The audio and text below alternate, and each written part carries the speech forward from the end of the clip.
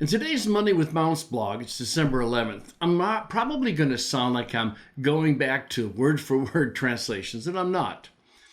But there's something that a more word-for-word translation can more easily convey, and that is the parts of speech being used. The overall question is the form of a sentence somehow connected to the meaning of the sentence? And when you have shifts like participle to subjunctive, back to participle, I tend to see that there must be some shift in meaning. Now, in Hebrews 12, all the translations translate the first participle as a hortatory, as an imperative. So you have two injunctions followed by a participle. But I wonder if that's the case. So, for example, in Hebrews 12:1, it's apothemenoi, so laying aside everything that hinders you. Trachomen, let's run the race with endurance.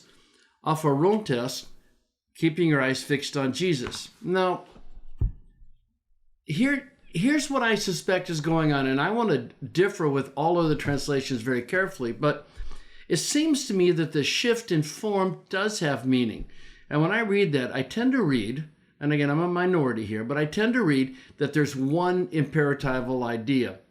Run the race with endurance. Well, how do you do that? Well, you have two participles telling you how to do it in the very standard empty filling motif that's all the way through the Bible. What do you do first of all? Well, negatively, you empty yourself by setting aside the sin that hinders, and then positively, you fix your eyes on Jesus. That's how you run with endurance. And I think the shift from participle to subjunctive to participle is indicating that. Again, I understand you can translate a participle with a hortatory sense. There's nothing wrong with all the modern translations.